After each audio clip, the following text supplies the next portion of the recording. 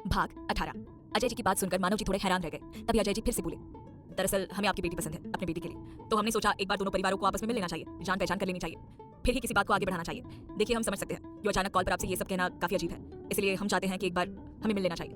तो क्या कहते हैं आप? अजय जी की बात सुनकर मानव जी तंग रह गए। उनके लिए ये सब काफी अजीब था। मतलब कोई अचानक कॉल करके ये कहे कि हमें आपकी बेटी पसंद है, अपने बेटे के लिए, तो कोई बाप पहली बार के लिए तो घबरा ही जाएगा। वैसा ही मानव जी के साथ हो रहा था। मानव जी ने खुद को शांत किया और कहा, जी यूं अचानक से ये सब काफी एबनॉर्मल सा लग रहा है मुझे। अजय जी बोले, तभी तो हम कह रहे हैं कि एक बार हम सब मिल लेते हैं, फिर कुछ डिसाइड करते हैं। मानव जी बोले, अजय जी मैं एक बार अपने परिवार वालों से बात कर लूं, फिर आपको जवाब देता हूँ। उम्मीद है आपको बुरा नहीं लगा होगा।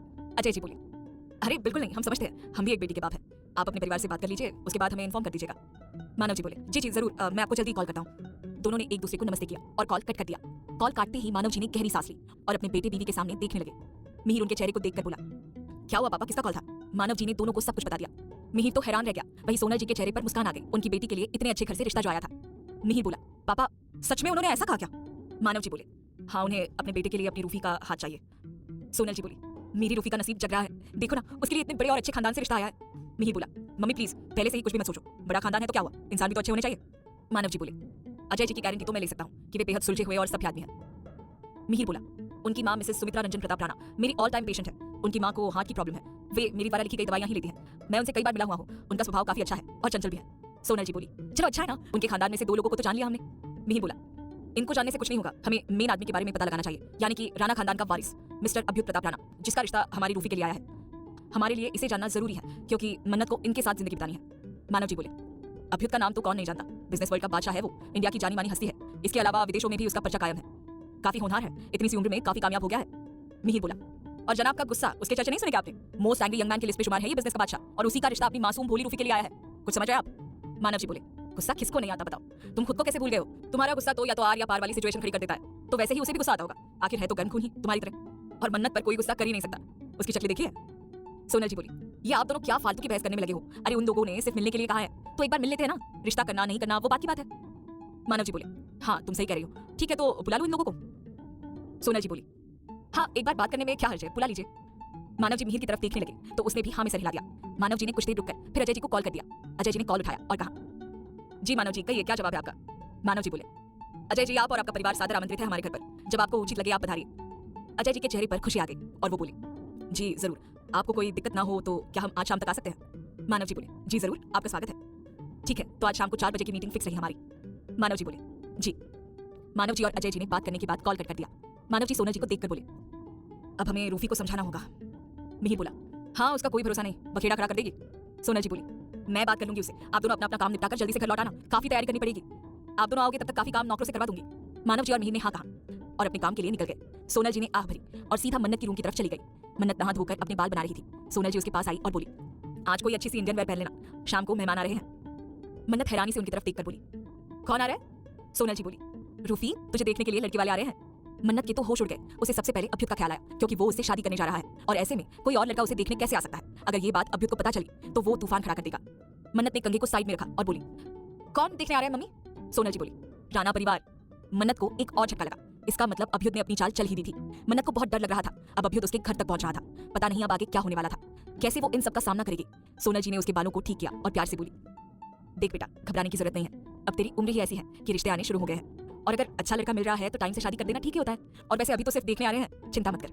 मन्नत बोली, मम्मी मुझे बहुत डर लग रहा है, मैं उन लोगों के सामने कैसे जाऊंगी? सोनल जी बोली, डरने की जरूरत नहीं, शांति से जाना, और जो तुझसे पूछा जाए उसका शांति से विश्वास के साथ जवाब देना, हड़बड़ा मत जाना, हम सब वही होंगे। और सुन, लास्ट टाइम तो मॉल से जो ड्रेस लाई थी ना, आज वो पहन लेना और मेकअप मत करना क्योंकि मेरी बच्ची पहले से ही बहुत खूबसूरत है, एकदम रसगुल्ला जैसी। मन्नत झूठी मुस्कान लिए उन्हें देख रही थी। सोनल जी ने उसे सब कुछ सिखा और समझा दिया था और कुछ देर बाद तैयार होने का बोलकर रूम से चली गई।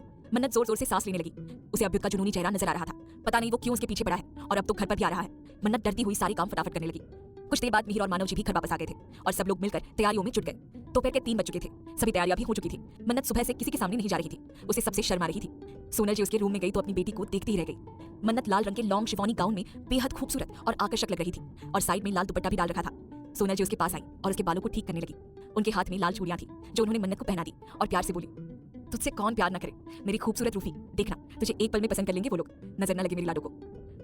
मन्नत अंदर ही अंदर कांप रही थी, उसमें हिम्मत नहीं थी कि अभ्युत का सामना कर सके। सोनल जी ने उसके माथे को चूम लिया, तभी उन्हें गाड़ी के हॉर्न सुनाई दिए। दोनों चौंक गए। सोनल जी बोली, लगता है राणा परिवार आ गया है। इतना सुनते ही मन्नत ने कसकर अपने दुपट्टे को पकड़ लिया। सोनल जी ने उसके गाल सहलाते हुए कहा, तू रेडी है ना? जब बुलाऊं आ जाना। इतना कहकर सोनल जी वहां से चली गई। उनके जाते ही मन्नत इधर उधर टहलने लगी। कभी वो अपनी उंगली चबा रही थी तो कभी अपने दुपट्टे को चबा रही थी। उसका दिल थक थक कर रहा था, पूरा बदन कांप रहा था। मानव जी, मिहिर और सोनल जी अपने बंगले के मेन गेट पर खड़े होकर राणा परिवार का इंतजार कर रहे थे। तभी एक साथ दो बड़ी बड़ी गाड़ियां उनके लॉन के अंदर बंगलों के आगे आकर रुक गई। उनमें से कुछ गार्ड बाहर निकले। सबके हाथों में थालियां थी जो लाल कपड़े से ढकी हुई थी। एक गार्ड ने गेट खोला तो उसमें से अजय जी बड़े सभ्यता से बाहर निकल आए और दूसरी तरफ से आर्तिका जी अपनी रौबीले अंदाज में बाहर निकलकर अजय जी के पास आकर खड़ी हो गई। दूसरी गाड़ी में से दादी सा बाहर निकली और आर्तिका के पास खड़ी हो गई। उन तीनों को देखकर मानव जी और सोनल जी आगे बढ़े और उनके पास पहुंचकर उन्हें नमस्ते करने लगे। अजय जी, आर्तिका जी और दादी सा ने भी मुस्कुराते हुए उन्हें नमस्ते किया। मानव जी बोले, उम्मीद है आपको यहाँ पहुंचने में कोई दिक्कत नहीं हुई होगी। अजय जी बोले, जी नहीं, बड़े आराम से आ गए। आर्तिका जी राव हाउस को देखकर मन में बोली, घर बार तो ठीक ही दिख रहा है, बस अब लड़की भी ऐसी ही हो तो सब सही होगा। मुझे पैसों से कोई मतलब नहीं, बस इंसान ढंग का होना चाहिए ताकि हमारा खानदान मर्यादित बना रहे। मानव जी बोले, आइए पधारिए। सब लोग आगे बढ़ने लगे और बंगलों के अंदर आ गए। दादी सातु बेसब्री से मन्नत का इंतजार कर रही थी कि वे कब उस लड़की से मिले जिसके पीछे अभ्युत पागल हो रखा है। सब लोग हॉल में सोफे पर बैठ गए। घर के नौकर सबके लिए पानी लेकर आए और धीरे धीरे टेबल पर दुनिया भर का नाश्ता सजा दिया गया। अजय जी कब से मिहिर की तरफ देख रहे थे और आखिर में बोल पड़े, बेटा आप तो इंडिया के top heart surgeon mister Mihir Rao है ना? मिहिर आगे आया और नमस्ते करके बोला, जी। दादी सा मिहिर को जानती थी, इसलिए उसे देखकर वे हल्का मुस्कुरा दी। सब लोग आपस में बातें करने लगे। कुछ देर बाद आर्तिका जी बोली, मानव जी, हमें आपकी बच्ची का हाथ अपने इकलौते बेटे के लिए चाहिए। आपकी बच्ची को हमारे बेटे ने पसंद किया है और उनसे शादी करना चाहते हैं, तो हमने सोचा क्यों ना आपसे और आपकी बेटी से मिल लिया जाए। देखिए, हमारे यहाँ लव मैरिज नहीं होती है, हम मान मर्यादा वाले लोग हैं, इसलिए आपकी बेटी के लिए अभी का रिश्ता लेकर आए हैं। मानव जी बोले, जी मान मर्यादा के लिए तो हम भी मर मिट जाए और ऐसे ही संस्कार अपने दोनों बच्चों को दिए हैं। जी आप लोग आराम से मेरी बेटी से और हमसे मिल लीजिए और हमें भी आपको जानने का मौका मिल रहा है। दादी सा बोली, आप लोगों से मिलकर बेहद अपनापन महसूस हो रहा है। पक्का आपकी बेटी भी इतनी ही प्यारी होगी। हम तो बेकरार है उनसे मिलने के लिए, उन्हें अब बुला दीजिए। क्या होगा कहानी में आगे? क्या मन्नत सबको पसंद आएगी?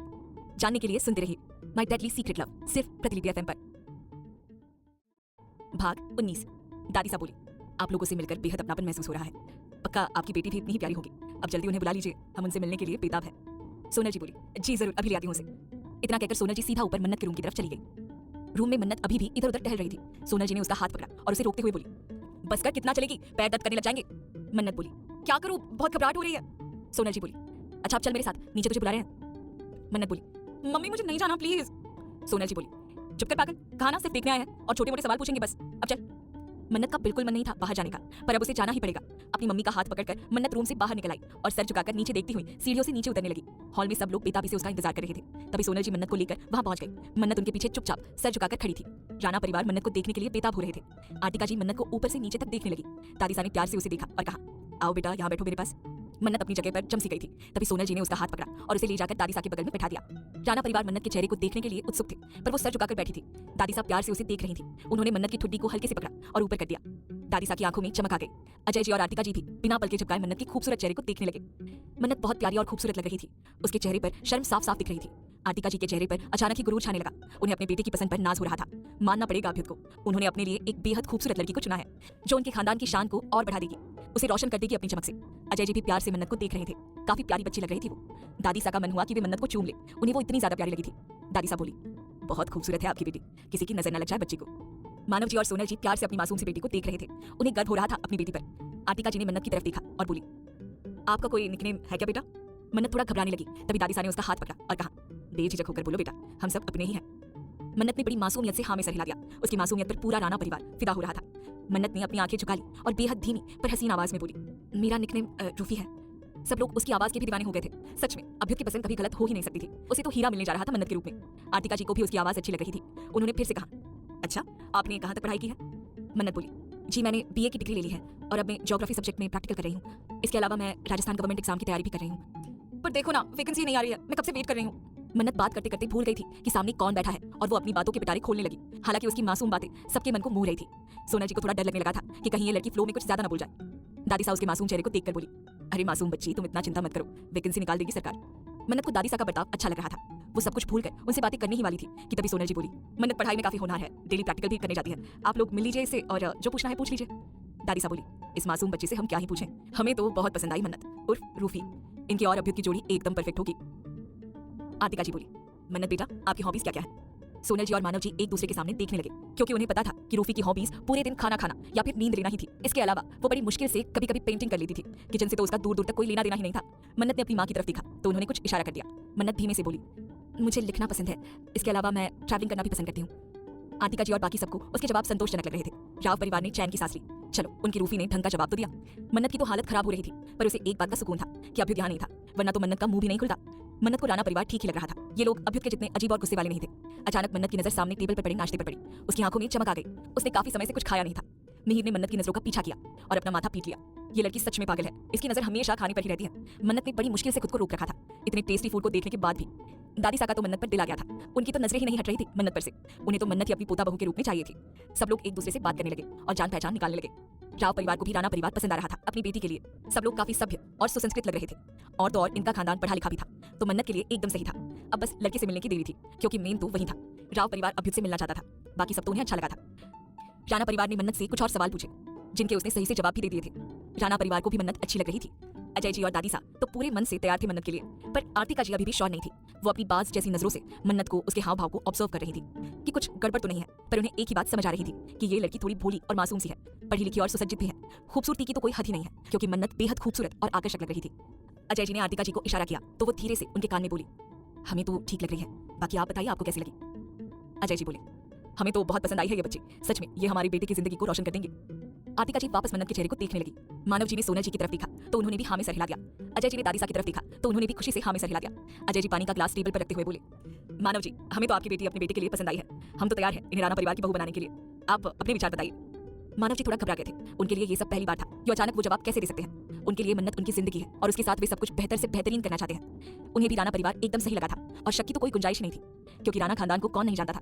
इनकी इज्जत तो पूरे समाज में सबसे ज्यादा थी और उनके रुतबे की तो क्या ही कहने, और वही परिवार उनकी बेटी का हाथ मांग रहा है। ये बहुत बड़ी बात थी, पर मानव जी को अभ्युत को जानना पहचानना था कि वो मन्नत के लिए कैसा साबित हो सकता है। क्या वो मन्नत को खुश रख पाएगा, उसका बर्ताव कैसा होगा, ये सब कुछ मानव जी को जानना था। इसलिए वे बोले, जी हमें आपका परिवार बहुत पसंद आया, मेरी बेटी खुशी रहेगी आपके घर में, पर बस मैं आपके बेटे से मिलना चाहता हूँ। हम लोग भी उनसे मिल ले, उनके स्वभाव से परिचित हो जाएं, तो फिर बात को आगे बढ़ाने पर सोचेंगे। अभ्युत का जिक्र होते ही मन्नत का दिल धक धक करने लगा। उसने कसकर अपनी ड्रेस को पकड़ लिया। उसे यहाँ से भागने की इच्छा हो रही थी। अजय जी ने आतिका जी और दादी सा की तरफ देखा और इशारा मिलने पर बोले, जी जरूर, आप सब लोग एक बार हमारे बेटे से मिल लीजिए, फिर हम बात को आगे बढ़ाते हैं। मानव जी बोले, आप उन्हें भी यही बुला लीजिए ना, लगे हाथ ये काम भी आज ही निपटा लेते हैं। अजय जी बोले, ठीक है, जैसी आपकी इच्छा, हम अभी उन्हें इन्फॉर्म कर देते हैं ताकि वे मीटिंग निपटा कर सीधा यहीं आ जाए। मन्नत मुंह बनाते हुए अपने मम्मी पापा के सामने देख रही थी। वो लोग तो काफी आगे बढ़ रहे थे, लड़के से मिलने के लिए भी तैयार हो गए थे। मन्नत को अब हद से ज्यादा डर लग रहा था, क्योंकि अब असली खिलाड़ी मैदान में आने वाला है, जिसकी अजीब नजरों से मन्नत से हट जाती है। अजय जी अपना फोन लेकर एक तरफ चले गए अभ्युत से बात करने के लिए, जो इस वक्त अपनी यूएसए वाली डील के लिए मीटिंग कर रहा था। मानव जी ने सोनल जी को इशारा कर दिया। सोनल जी रूफी के पास आकर बोली, आओ बेटा, सबके लिए चाय कॉफी बना दो। दादी सा बोली, अरे इसे यहीं बैठे रहने दीजिए ना, मेरा मन ही नहीं भरता इन्हें देखने से, जी चाहता है बस इन्हें देखती ही रहूं। सोनल जी बोली, जी जरूर, बस ये आप सबके लिए कॉफी चाय बना ले, उसके बाद आराम से। दादी सा बोली, जी ठीक है। सोनल जी ने मन्नत का हाथ पकड़ा और उसे अपने साथ किचन में ले आई। दादी सा ने मिहिर की तरफ देखा और प्यार से बोली, डॉक्टर साहब, हॉस्पिटल में तो आप बड़ी बोलते हैं, यहाँ क्या हो गया, इतने गुमसुम क्यों हो? दादी जी की ये बात सुनकर मिहिर के चेहरे पर मुस्कान आ गई और वो बोला, क्योंकि यहाँ पर आप मेरी पेशेंट नहीं है, हमारी मेहमान है। दादी सा बोली, मेहमान से भी बातें की जा सकती है। मिहिर बोला, जी जरूर, चलिए बातें फरमाते हैं। वो लोग आपस में बातें करने लगे। मिहिर का स्वभाव काफी मैच्योर और सेंसिबल था, जो दादी सा को पसंद आ रहा था। आतिका जी भी उसे गौर से देख रही थी। अजय जी भी अभ्युत से बात करने के बाद उनके पास आकर बैठ गए और बातें करने लगे। मानव जी मिहिर को सब कुछ समझाकर किचन में चले गए, जहां मन्नत मुंह फुलाकर स्लैब पर बैठी थी और सोनल जी उसे मनाने की कोशिश कर रही थी। मानव जी उनके पास आए और बोले, क्या हुआ इसे? सोनल जी बोली, बोल रही हैं आप सब मुझे भगाने की तैयारी कर रहे हैं। मानव जी ने मन्नत को पकड़कर स्लैब से नीचे उतारा और कहा, मेरा बच्चा, तुम्हें कोई भगा नहीं रहा है, हम तो बस तुम्हारे लिए सबसे बेस्ट करने की कोशिश कर रहे हैं। देखा कितने अच्छे लोग हैं, सब कुछ बढ़िया है, बस अब लड़का भी सही हो तो मेरी रूफी की जिंदगी अच्छी गुजर जाएगी। मन्नत बोली, मतलब आप लोगों को वो लोग पसंद आ गए, वो भी इतना जल्दी? सोनल जी बोली, देख बेटा, राणा परिवार की गारंटी तो पूरा राजस्थान क्या भारत भी ले सकता है, इन्हें तो सब लोग जानते ही हैं और अच्छे दिख भी रहे हैं, और अगर लड़का सही निकला तो मेरी तरफ से तो इस रिश्ते के लिए हाँ ही है। मानव जी बोले, चिंता मत करो, अभी तो लड़का आएगा, तुम दोनों आपस में मिल लेना, बातचीत कर लेना, और लड़की को तो हमारी रूफी पसंद है, तभी तो ये लोग रिश्ता लेकर आए हैं। मन्नत बोली, अरे यार पापा, सब कुछ इतना जल्दी जल्दी क्यों हो रहा है, मुझे तो कुछ समझ नहीं आ रहा, मैं तो अपने रूम में सोने जा रही हूँ, बाय। इतना कहकर मन्नत जाने लगी तो सोनल जी ने उसका हाथ पकड़ लिया और उसे खींचकर वापस अपने सामने करके बोली, रूफी, छोटी बच्ची नहीं हो तुम, चुपचाप जो कह रहे हैं वो करो, माँ बाप है तुम्हारे, हम तुम्हारे लिए सब कुछ बेस्ट ही करेंगे, जब सब कुछ अच्छा मिल रहा है तो पीछे क्यों हटना? मानव जी बोले, रूफी बच्चा, पापा की बात नहीं मानोगी क्या? मन्नत बोली, कोई मुझसे प्यार नहीं करता, सब लोग मेरे पीछे पड़े हैं, एक तो कब से भूख लगी है, टेबल पर इतना यम्मी खाना पड़ा था, पर भैया ने आग दिखा दी और खाने नहीं दिया, ऊपर से आप दोनों मुझे सोने नहीं दे रहे हैं, और सबसे खतरनाक तो वो राणा। इतना कहकर मन्नत चुप हो गई, कहीं उसके मुंह से कुछ निकल ना जाए। मन्नत ने गोलू मोलू मुंह बना लिया, जिसे देखकर मानव जी ने उसके माथे को चूम लिया। उन्हें ही अपने मासूम बच्ची के लिए सबसे बेस्ट काम करना था, ताकि वो जिंदगी भर खुश रह सके। अब उन्हें इंतजार था अभ्युत के आने का। इन तीनों की बातचीत चल रही थी। वही राव हाउस के बाहर एक साथ 3 गाड़ियां लाइन से बढ़ने लगी। बाहर चौकीदार ने गेट खोला तो गाड़ियां अंदर लॉन में आकर घर के आगे रुक गई। गाड़ी के हॉर्न की आवाज सुनकर सब लोग समझ गए थे कि अभ्युत प्रताप राणा आ चुके हैं। गाड़ियों में से गार्ड्स बाहर निकले और आगे वाली गाड़ी से शक्ति बाहर निकल आया। उसने पीछे की सीट का डोर खोला तो एक दमदार पर्सनालिटी का आदमी जिसने ब्लैक 3-पीस सूट पहना हुआ था, आंखों में काला चश्मा लगा हुआ था और चेहरे पर कोई भाव नहीं था। बाहर निकलते ही उसने बड़े रौब से अपने कोट को ठीक किया और सामने घर को अपनी तेज नजरों से देखने लगा। नौकरानी भागती हुई किचन में आई और बोली, मैडम आप सबको बाहर बुला रहे हैं, वे आ चुके हैं। मन्नत की हवा टाइट हो गई, उसका दिल धक धक करने लगा। उसने अपने होठ चबाना शुरू कर दिए। सोनल जी और मानव जी तेजी से किचन के बाहर हॉल में चले गए और सब लोग एक साथ बाहर चल पड़े क्योंकि बाहर आ चुका था अभ्युत प्रताप राणा। क्या होगा कहानी में आगे जानने के लिए सुनते रहिए माय डेडली सीक्रेट लव, सिर्फ प्रतिलिपि एफएम पर।